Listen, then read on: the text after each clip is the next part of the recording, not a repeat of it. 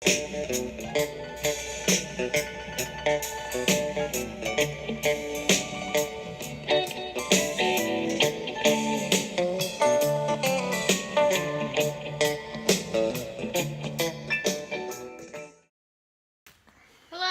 welcome back. I just came from the hospital, but that's not important. Let's continue the book.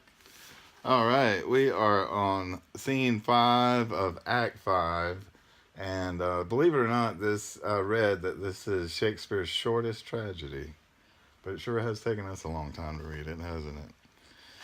Yeah, totally not 2 months. It's totally been just like a week. Yeah, it's only been a week in video time, YouTube time. All right, so enter Macbeth, Seton, and soldiers with drum and colors in the background. Sorry,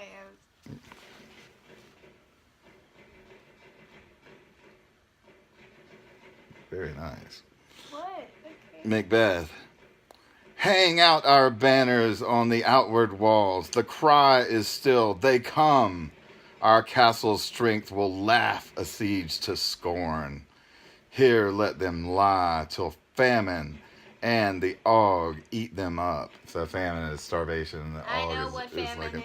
Ague is some sort of illness or whatever from being out in illness. Were they not forced with those that should be ours? We might have met them dareful, beard to beard, and beat them from backward home.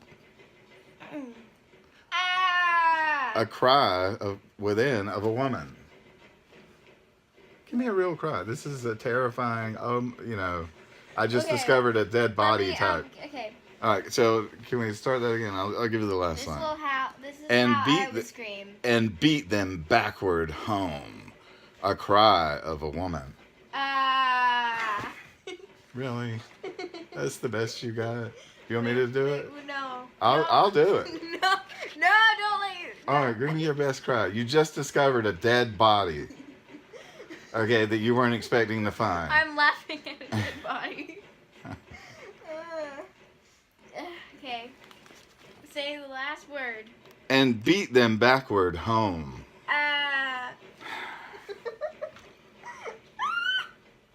There, that was it. How about, Oh, God. Give me one of those. No. Fine. Come on. I gotta have it for my next one. It's a very high-pitched squeal. You don't hear it. What is that noise? I don't like this. I don't like this sentence. Seton. It is the cry of a woman, my good lord. No, Seton's all stuck up. He's like, it is the cry of a woman. Wait, okay, this is how I think. It is thy cry of woman. Oh, no, it is the cry of women. My no, goodness. It says woman. It says women here. It is the cry of... It says woman on my book. WOMEN. It has an E. But You're going to make me start it again, aren't you? Nope.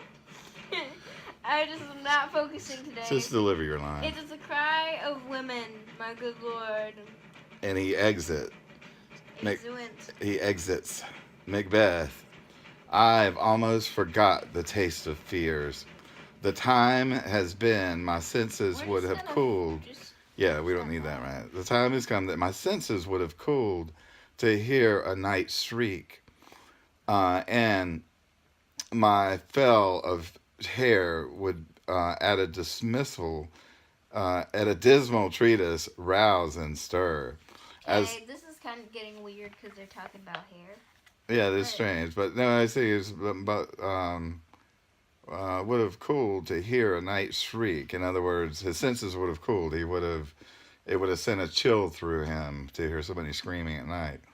And my fell of hair would, at a dismal treatise, rouse and stir. In other words, that your hair stands on end, right? Mm-hmm. When something startles you at night, that's instant fear.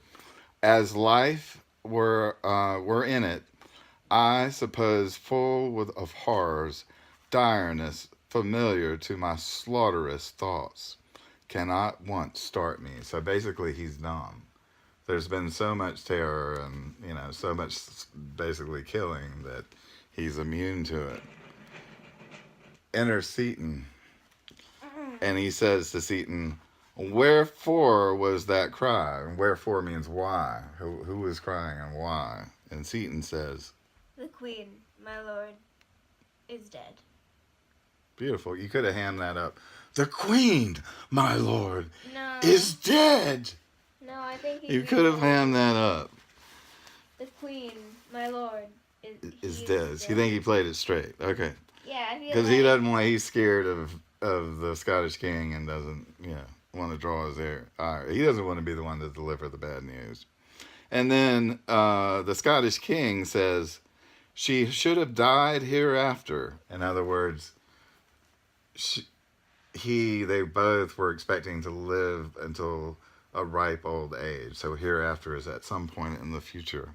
He says, "You want me to bring somebody up?" There would have been a time. Yeah, I wanted to set this up though, because this is considered the beginning of this of his great speech. I guess it's not a soliloquy because the messenger or Seaton is still on stage with him. So I didn't realize that. I thought this was always considered a soliloquy, but he could have turned to the audience and is talking basically to himself, which is what a soliloquy is. But usually they're off stage. The other characters are off stage. Interesting. Obviously, you're not that interested, but there would. No, I am. I'm just looking. Anyway, there would have been a time for such a word, so he's saying that there would have been a better time, to a better place. Yeah, in a better place, because obviously, he's got an army at the gates that are, trying to destroy them.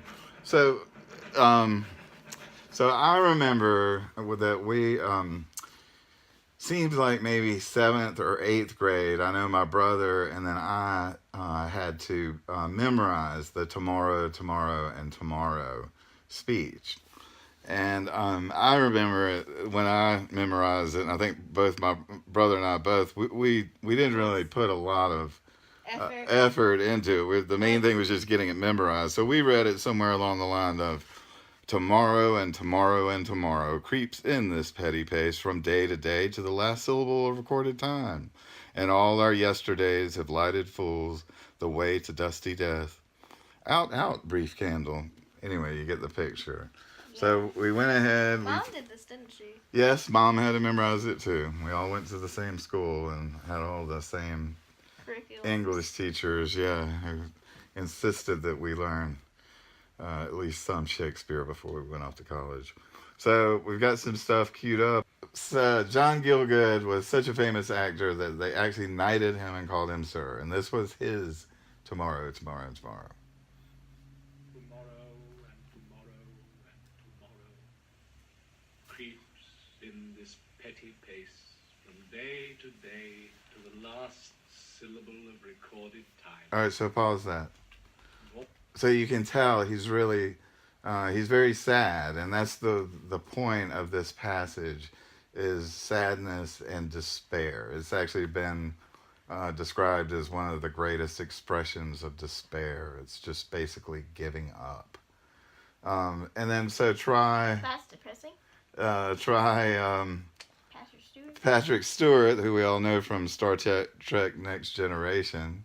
And he really hams it up, and he sounds kind of bitter. Tomorrow. Oh, there's a cat, and it's showing its butt. Tomorrow. No. Tomorrow. Thank you.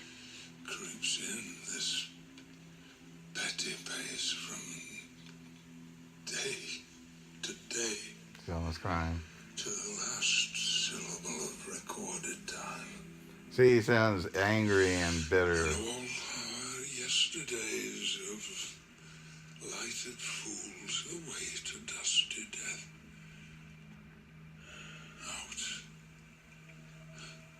Out, brief candle. Life's but a walking shadow. Kind of slow on the delivery, don't you think? I like it. It builds more effect. You think so? All right, let's hear Sean Connery, who we all know from the James Bond movies. Yeah, this is him. And he has the real Scottish accent. Tomorrow. and tomorrow, and tomorrow creeps in this petty pace from day to day to the last syllable of recorded time. Recorded time. And all our yesterdays have lighted fools away to dusty death. So he's fast. Out. Out, brief candle. Life's but a walking shadow. Whoops. Tomorrow. A mere player What? Okay. who struts and frets That's his next. hour upon the stage and then is heard no more. 'Tis a tale told by an idiot, full of sound and fury, signifying nothing. Nothing. All right, try it. Let's go with Homer. Tomorrow and tomorrow. Homer Simpson. Tomorrow, Okay. So. tomorrow, and tomorrow, and tomorrow.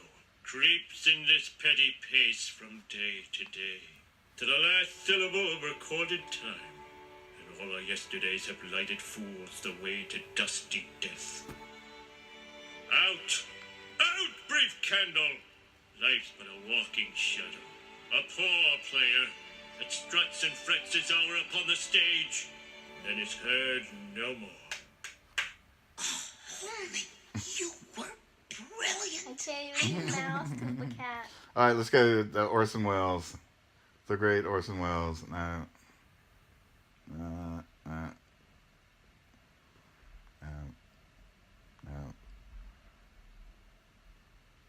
There it is. Hit it. There would have been a time for such a word. Tomorrow. And tomorrow. Oh, his voice is quivering. And tomorrow. Creeps in this petty pace from day to day to The last syllable of recorded time. And all our Yesterdays have lighted lighted fools the way to dusty death. Out. Out. Brief candle. Out, Ah! brief, The battery died. but a walking shadow. Walking A shadow. poor player Dad. that struts Dad. and frets his Dad. hour upon the stage. And then We've lost all contact. no more. Oh, we're good. It is a tale told by an Idiot. full of The sound and fury signifying signifying nothing. nothing. I think I like him the best.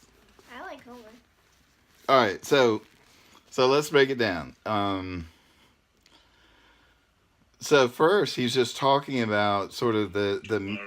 no He's talking about tomorrow. no, but he's contrasting it with our yesterdays. So he's saying that tomorrow, for most people in most situations, there's hope, right, for tomorrow. But he's just now realized that he's lost the love of his life. And he that killed everything- somebody for it. Yeah, and everything that he's done to get to where he is now is meaningless because their original plan was to share all of this together.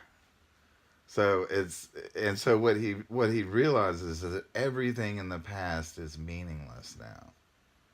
Like, Yeah. we all died. It seemed important. Yeah, right. It seemed important, but we all die, and that's really more important than all of our dreams and aspirations. All right, that's good. You know, people tell you in acting and on TV you're not supposed to look at the cameras. Oh, but there's no way for me to turn it on without looking at it. Well, You see what I'm saying? I could, it would be like pin the tail on the donkey.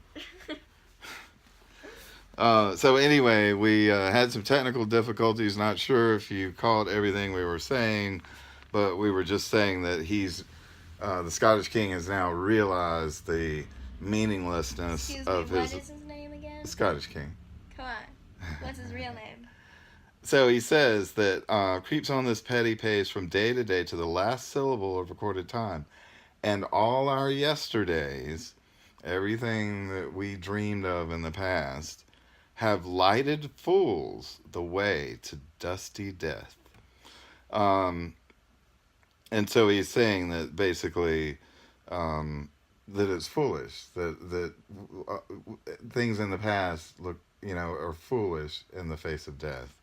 All of the things that we worry about or plan or scheme. And then he says, "Out, out, brief candle." So he's talking about what is brief candle. yeah, out, out. No, we're gonna each try this, and we'll see who wins the contest. But he's saying, "Out, out, brief candle." So in other words, a life is just like a candle. It's that delicate. All you need to do is a puff of air, and you're gone.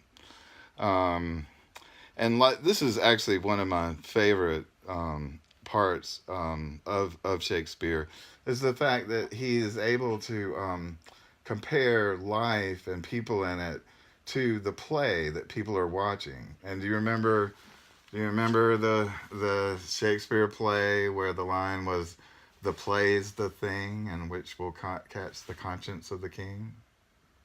No. Think about it. When did they trick the king by putting on a play that showed? Oh yeah. Starts with an H. Hamlet. Hamlet, son of Denmark, king or prince of Denmark. Yes.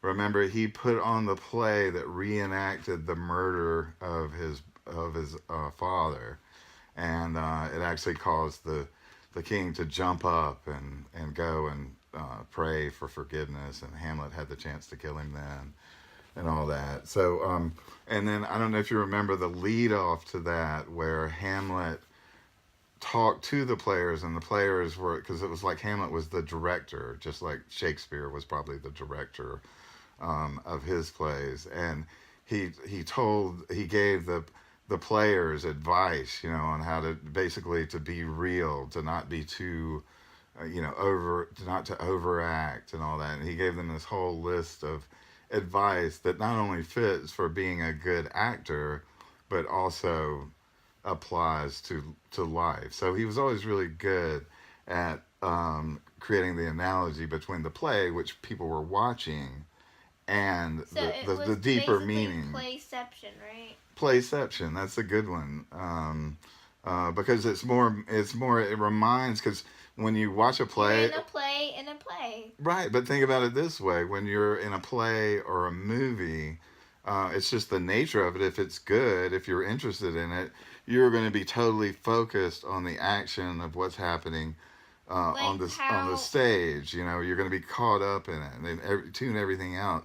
But suddenly, when the playwright himself talks about it, compares it to a play, You're breaking the fourth wall. Exactly, whatever that means. But exactly, it's something. Basically, yeah. The fourth wall is basically where okay. Basically, the fourth wall is where, like, there's like the plays world or the movies world. Oh, right. I see what you're saying. Yeah. That's the fourth wall. Like stepping through the screen or what have you. Or like the girl in Charlie and the Chocolate Factory, or the boy that they sent him in through the TV screen. No. That's not what I'm talking about. I'm saying, like, when an actor or a character talks to the audience and talks about the play. Yes. Yeah, you're right. That's called breaking the fourth wall. Okay. All right, you got me. All right, you know one thing that I don't know. Oh, I know many things. Life. You should get an internet, if you want an internet and how to do it course, come try me. It's only $5. She'll teach you everything she knows. Yes. And I've lived 10 years of my life on the internet, so I know things. Life's but a walking shadow. So a walking shadow, in other words, no substance to it at all. A poor player that struts and frets his hour upon the stage. So you think about that. The actors, they have these great egos, right? They're here to see me. And then they fret, did I do a good job? Will they like me and all that? So, I mean, that's the actor's life. And at the moment, it seems so important. But he says, and then is heard no more. So again, that he's making the analogy of real life and the action on the stage.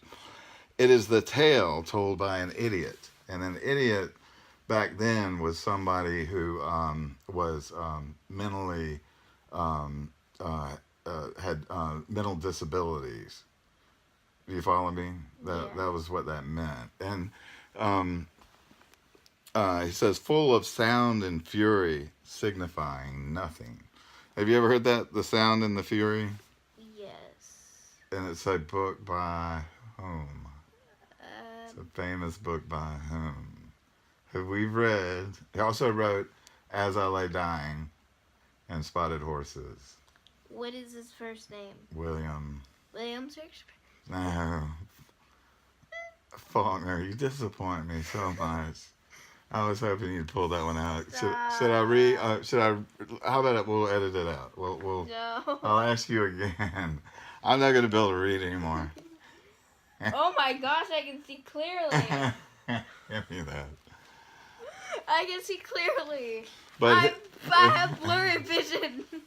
The story of The Sound and the Fury was about the life of a Southern family seen through a boy or a young man who had mental disabilities.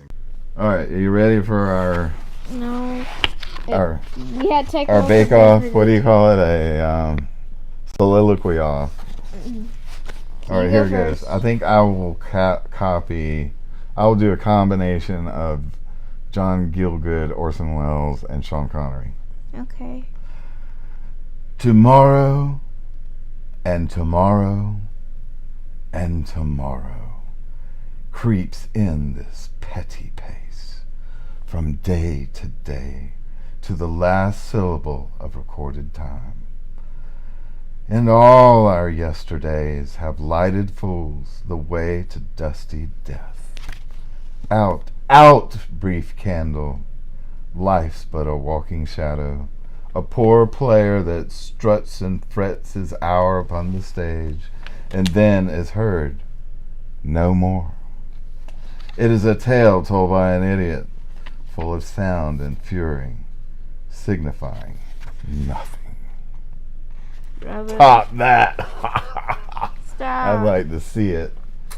Did you lose your spot? Are you No, ready? I'm here. I was looking at. Okay. Okay. Tomorrow. Sorry. I want sadness. I want it down deep. Tomorrow and tomorrow and tomorrow creeps in this petty pace, from day to day, to keep last syllable of recorded time. Start from the top. You can do it. You can nail it. Tomorrow and tomorrow and tomorrow creeps in this petty pace, from day to day, to the last syllable of recorded time.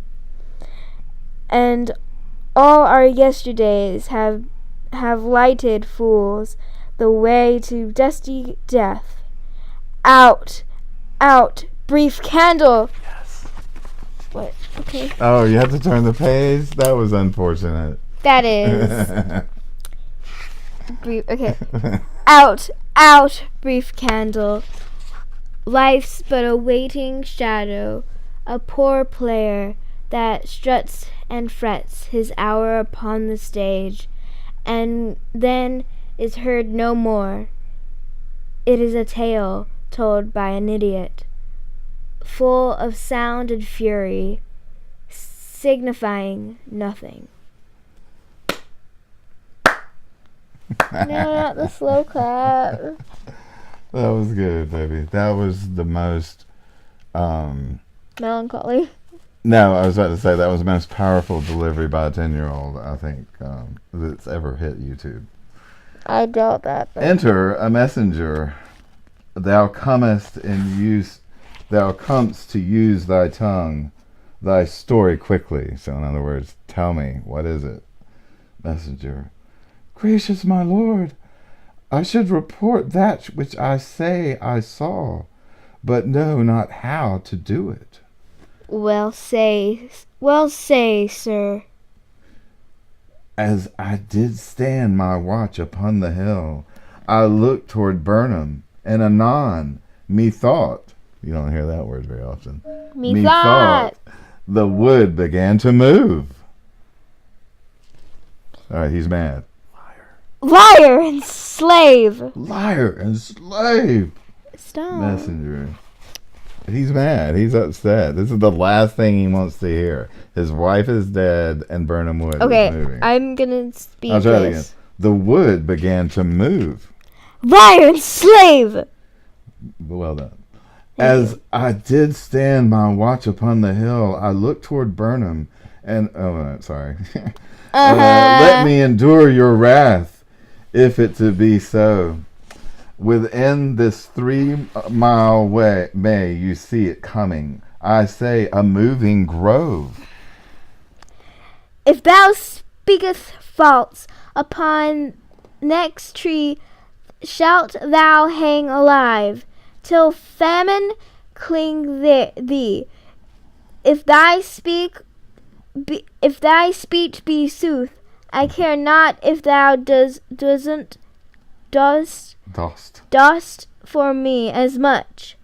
I pull resolution and began to doubt equivocation. The equivocation, there's that word again. The equivocation of the fiend that lies like truth. Fear not till Birmingham Wood do come to Dunsinane. Dunsinane. Remember that the witches said and that. Now a wood comes toward Dunsinane. Arm, and out! If this which he avouches does appear, there is nor flying hence, nor tearing here. I gin to be wary of the sun, and wish the estate o' the world we're now undone. Mm-hmm. I wish the world was over. I wish it just would all be over. Okay. Mm-hmm. Ringing the alarm. Ring the alarm bell. Blow wind. Come rack. At least we'll die with harmless on our back. With a harness. Harness on our back. We'll die with a harness, and they exude it. Scene 6 is very short. No, let's just save it for tomorrow. Are we done? All right. We got through the soliloquy in a few takes. I think I won the soliloquy. I think I won. Bake Off, by the way. But I personally think I won the Thou Speakest False. Yes. All right, and before we start scene 6, Rosalee has a special interpretation of the tomorrow monologue. It's technically not special, but It is. whatever. This is something only seen on YouTube. Tomorrow, and tomorrow, and tomorrow creeps in this petty pace from day to day, to the last syllable of recorded time, and all our yesterdays have lighted fools the way to dusty death. Out! Out, brief candle! Like a walking shadow, a poor player that struts and frets his hour upon the stage, from day to day, heard no to the last syllable of recorded time. And all our yesterdays have lighted fools the way to dusty death. Have lighted fools the way. Out the candle is dead. now but a walking shadow. A mere player who struts and frets his hour upon the stage and then is heard no more. It's a tale told by an idiot, full of sound and fury, signifying nothing. Tomorrow by an idiot fool who waits to dusty death. The tale is told by an idiot.